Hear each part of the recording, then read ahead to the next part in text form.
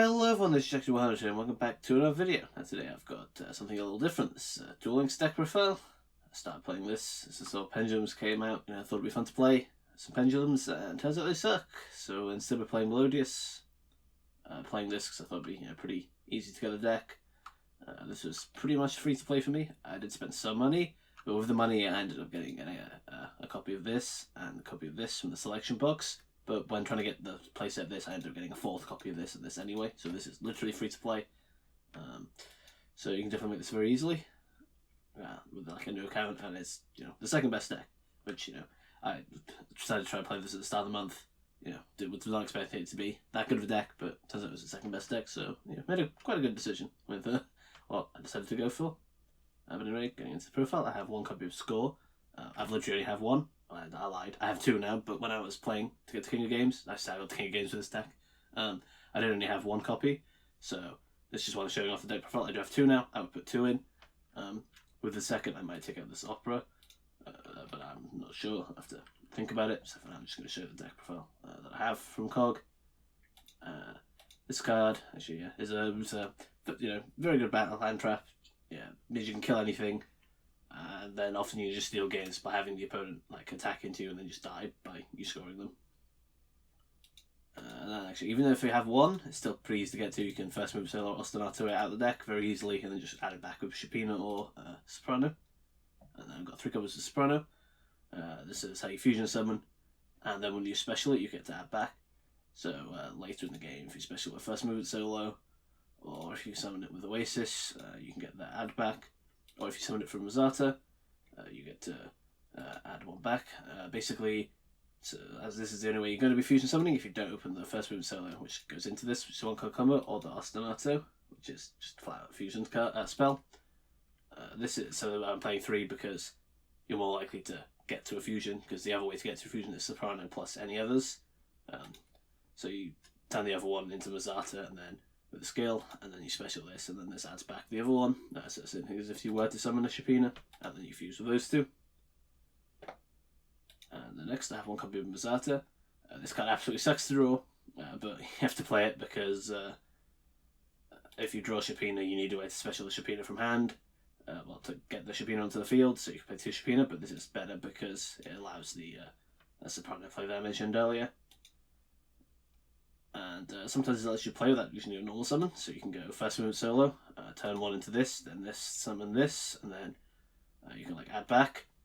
So then you can get there without the normal summon, and then you can use the normal summon if it interrupts your fusion or whatever to keep going, which is pretty useful. Next I have three copies of Sonata. I love build lists playing only one of this, but I think this card's really good. Lets you just a free special summon that gives everything the boost. So useful for swarming the board and boosting to kill big things and just kill the opponent, and then it makes making Shibata a lot easier without having to use the big ones, so you can save them for more value on the next turn. So yeah, I think this card's definitely worth playing at 3. Although I haven't tried it at 1, I would have to see how the deck feels with it at 1. Obviously if you want to go for the smaller deck count, that does make sense. And the next up I have Shipina. So it just adds back from graveyard to hand, so it's just how you recycle your resources. You can add back a score, or for the first move solo you would summon the Soprano, summon this, add back the Soprano, summon the Soprano, then fuse. Often you also adding back Sonatas, so if you special a Sonata you can turn it into Shipina, then add back the Sonata, special it again. So it just means if you have one Melodious on field already, the Sonata is 2 free monsters, which is how it's very easy to kill people with it. Next up I'm playing one Opera, so I only had one Score and just wanted more Melodious. Maybe I should play more solo, I don't know, but I decided to play Opera. The fact it got attack is kind of bad, but sometimes you specialing it with the Rosata or Oasis, or you're just going to stay there a turn. You actually can do it, because if you have Score in hand, you can just sit this here and then that's 23, which is quite a lot of damage. The reason I'm using it is for the fusion effect, so it makes all Melodious unable to be destroyed by battle or card effects. That normally doesn't come up, the destruction bit against the opponent's cards. What it does matter is if you Ostinato for Shibata, it protects the Shibata in the end phase, because normally then to make Ostinato the one card combo, if you wanted to summon not Bloom Diva, is you'd have to summon one of them, then turn it into Shipina, then Shipina to add back the Soprano that you sent with Ostinato. So basically, just having Opera means you can just do that a lot easier, save your scale, especially against Harpies, because you're never making anything other than Schubert against Harpies. So you can save that for next turn and try and kill them through their macro or whatever, if you don't die, which hopefully you won't. But again, with second score, I might take it out. I'll have to see how it goes. And then lastly, for the Melodious, I have one copy of Solo. It's basically Cyber Dragon. So it's like your fifth, a lot worse copy of Ostinato first movement Solo, but sometimes it's useful. The floating effect's cool. You can float for a big one to kill something if you go in second, or you can float into a Soprano to add back like a score or something else for next turn. And then defensively, if you like set it, they're gonna crash special. You can add back with Soprano, or again you can summon the big one, and if it's bigger than anything they have, they can't do anything. So sometimes useful. And very occasionally it does come up where if you like start with Ostinato or first movement Solo, the opponent will like immediately like hard cut your card, so you then do get the specialist, but not very often. And it's mostly useful to play steadily with like first movement Solo and then summon the Mozarta, so you still have your normal. So that's mostly how you're going to be getting this out. It's definitely worth warning, I would say, especially having the bigger deck count to ensure you get the Melodious to make the scale more usable. Although, still very sad when you don't open a Soprano because you can't do any fusioning. And then for the spells, I have Ostinato, which just lets you fuse from the deck, but it blows up the thing in the end phase, so you summon Blue Neva, that's fine. If you want any of the others, you do need the Opera, as I said. They have one MST, one Cosmic. This is why I use my UR Dream tickets on. I talk about that to make it free to play. I didn't use my SR Doom tickets, but I have now, but I didn't use it on this deck, so you could very easily use that on two of the SRs, like Soprano or First Move Solo, or some of the tech cards like Forbidden Chalice, although for now they're still on sale in the boxes, so it should be easy to get. So yeah, so just play whatever back row move we have. Forbidden Lance also works. Just anything to make sure that you can like kill like Karma Cuts or Book of Moons, etc. that might end up allowing them to kill the Bloom Diva. And also just you can kill them very, very easily going second. And then I have 3 first movement Solos, the 3 Zodiac Barrage. The restriction doesn't matter because you can only summon Melodious because your skill also locks you into only Melodious. So yeah, just Stars is really, really good because again, no null summons, so you can make the 1-card fusion by summoning the Soprano, or you can do the Mozart play that I mentioned before. Then next I have 2 copies of Forbidden Chalice. So I wanted something for the mirror match. A lot of the decks are playing Breakthrough Skill because you can get double negates, so you can negate the Bloom Diva twice. But obviously you cannot get the card without spending money, so I don't have it. So I picked Chalice instead, because in actual Yu-Gi-Oh! This card's good at the moment. So I thought I'd take it to this game, especially because with the coin flip for going first or second, there's a 50-50 chance of going first or second, when in real life Yu-Gi-Oh! It would be very slightly higher than 50-50 because some of the decks you're going to be playing against are going first decks. So if you want to go first, you'll go first more often than not. If you want to go second, you will definitely go second a lot. But because it's more 50-50, again, Chalice is a good balanced card, so it's good for going first to negate like their plays against the Harpies. If they normal summon Perfumer or Channeler, you can negate it, and if they don't have Swallow's Nest or Egotist, it's going to end their turn. And going second, you can negate things like the Gaia Fusion.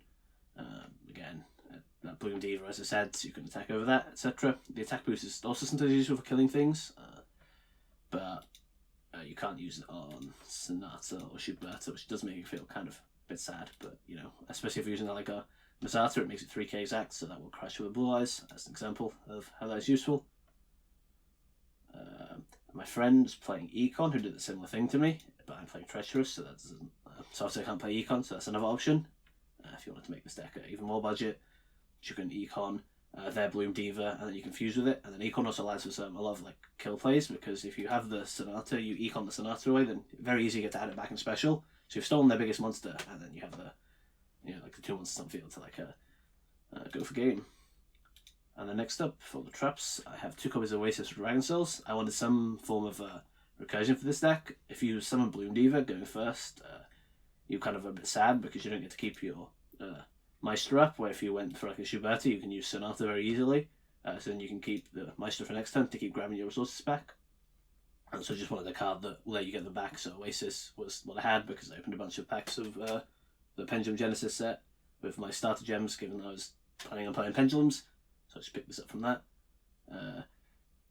it's like a 2 Body Force Unite, I think, would be a slightly better card, because this has to summon in defense, and then it also gets very susceptible to MST. Well, that isn't.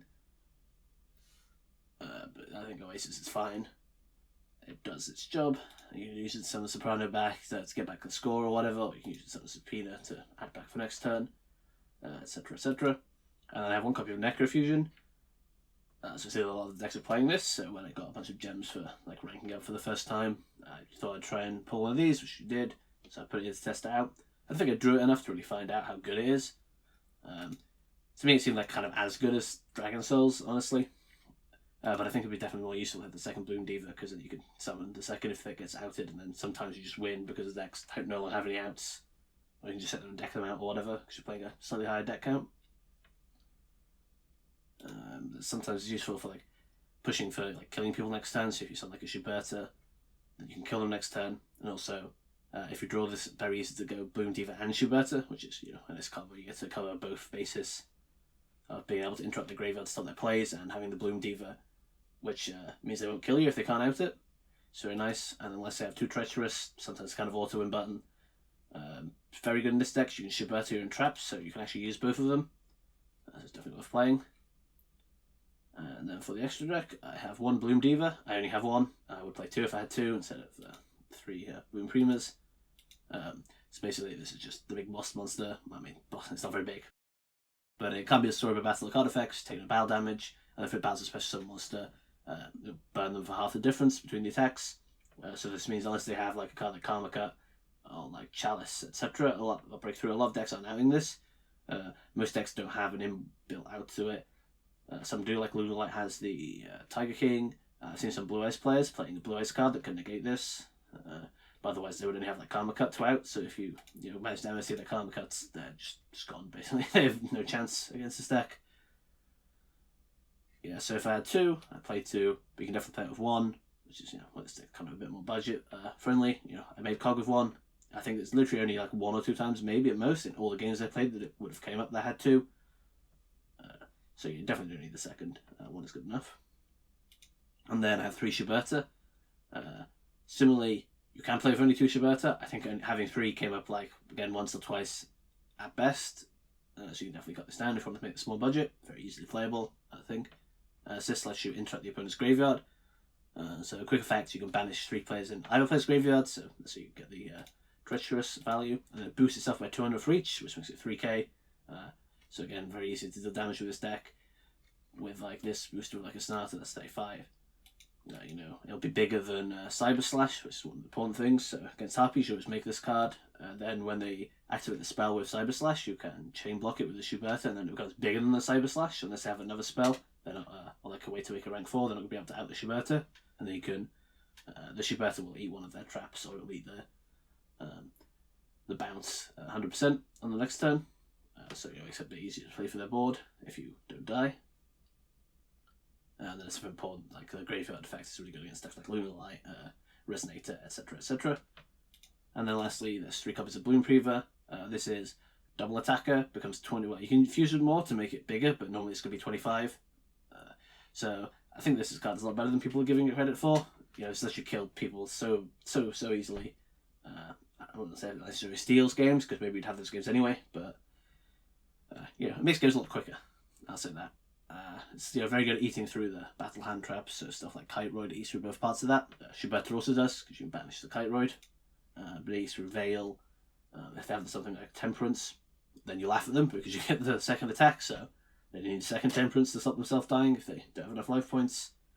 Then, if that goes badly, this also floats, so it's still fine to make if you're pushing and then might not kill them, because then you're going to be able to float with this for next turn, which will give you the ability to keep playing. Also, very, very occasionally at certain decks, if you need diffusion and the Bloom Diva and the Shuberta doesn't do anything, so I guess your Senju, this is probably the one you want to make. Obviously, they're normally going to bounce this with your Senju cards, but this will very, very good at eating for the hand traps like OEM, etc. And then, very, very occasionally, if it does die, you get the float, which you wouldn't with the others, given how easy it is for that deck to remove your cards. Although normally against your Senjus, I think. I feel like fusing is just better to just go wide, summon as many of the normal monsters as you can as possible, and they're not fused, and just try and kill them that way. So yeah, this has been it for the deck profile. Unfortunately, I don't have any replays because I forgot to save them because I'm bad. If I do any more Duel Links content in the future, I'm sure I will. This has been Jack 100 signing off. Have a good day.